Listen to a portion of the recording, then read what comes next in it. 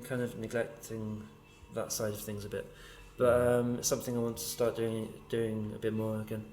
I mean, recently I've put some new stuff on the internet, and I've got loads of stuff that's recorded, so I'm gonna gradually just upload things.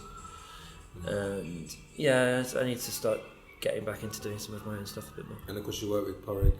Yeah, I play with him quite regularly. Yeah, but yeah, I you suppose guys work very well together, I must say. Yeah, thanks. Seems to work. Yeah, I think it works Seems pretty to work well. very well. Yeah, well, I think we both know how things. Yeah, we know how things should sound, so it's kind of, it's not so. If you know how something should sound, then it's not so difficult to actually get that. I guess. But yeah, I mean, I've been mostly busy with Patient 108. You got any other gigs coming up? We've got one. But yeah, we've got a gig on the 29th of May in an Irish pub called Collins. I think it's just Collins Irish Bar. It's near Alonso Martinez. Okay. But that's more of an acoustic thing there.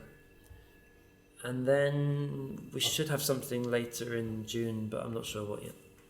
It's not difficult to get gigs here, but it's difficult to get gigs and have people come to see you. Yeah. So what we've been trying to do is we're trying to find some places that basically have an audience there already, popular bars and things like that.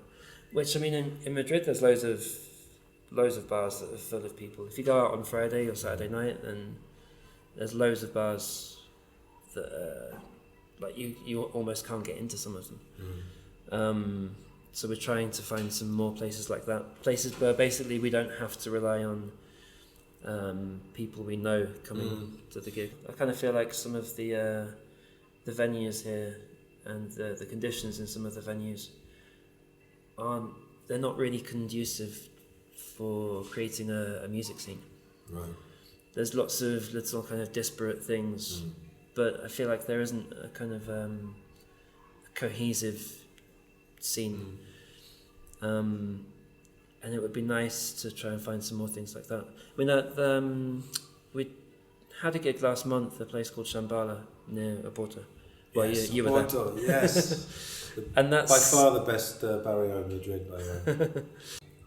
And that was in a kind of like a cultural centre. It seemed like there was quite a good atmosphere there, and I feel like that's the sort of place that there needs to be more of in Madrid. But yeah, we've been looking at trying to break away from some of the more kind of traditional music venues. I think the idea of the ready-made audience is a good one. Yeah, what I about, mean that's how you get that's how you become known, with a ready-made audience.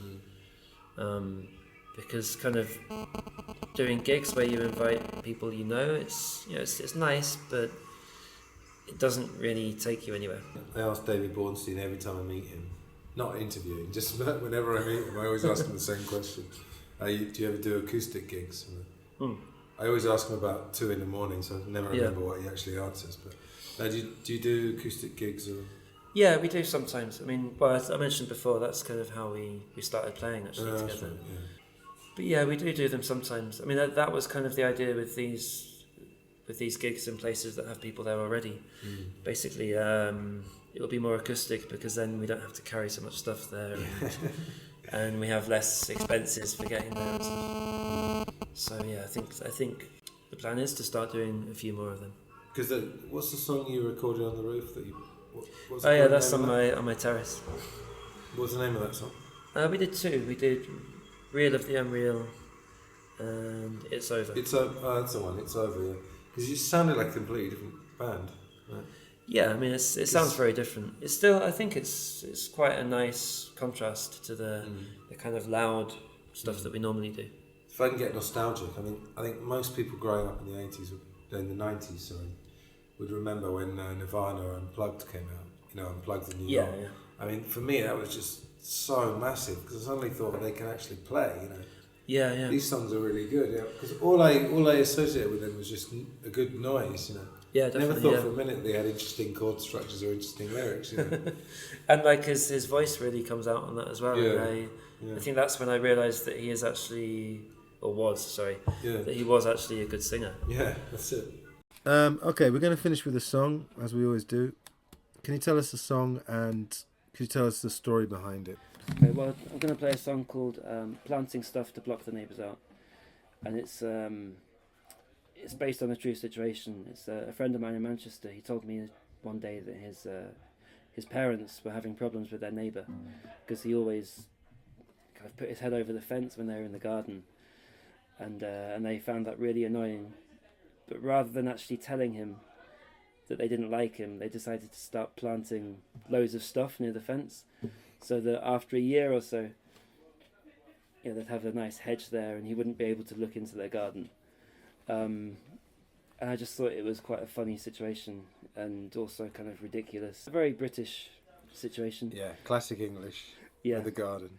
Yeah, people are very obsessed with the gardens. But then, so I kind of took that original idea and then expanded on it. Maybe added a bit of kind of paranoia in there about the neighbour. But yeah, I just found it funny, and it seemed like a very, very comical situation about how they're too polite to tell him that they hate him. They're just going to frantically plant loads of stuff. I think, English people will love that because they'll recognise it, and then Americans will probably love it because they'll be going, oh, it's those quaint British people who are too repressed to tell their neighbours what they really think.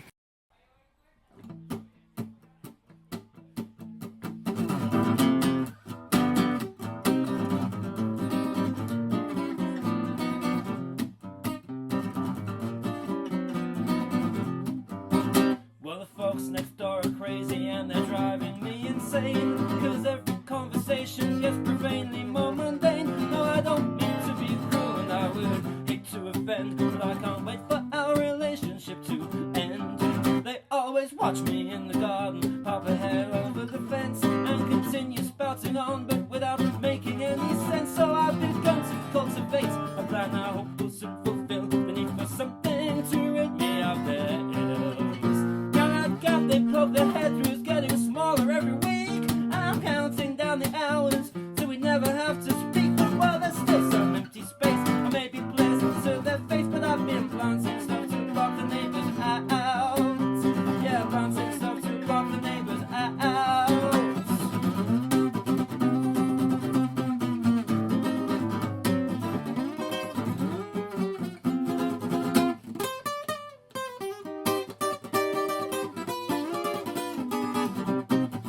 Well, they make comments on the progress, say the garden's looking great, seem a little bit surprised it's coming on at such a rate. But I've been placing in the work to remain so polite, and pretty soon I'll have them out of sight. Now I've got they poke their head through, getting smaller every week, and I'm counting down the hours till we never have to speak. But while there's still some empty space, I may be pleasant to their face, but I've been planting stuff to block the neighbours out. Yeah, planting stuff to block the neighbours out.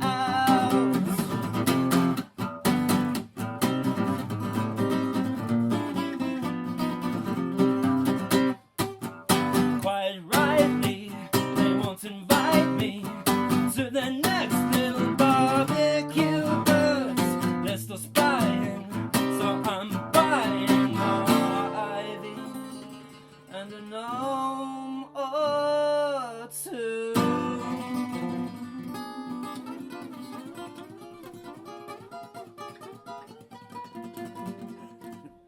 So now, despite my best intentions, I think they've finally realized that my obsession with the hedging has grown too much to be disguised.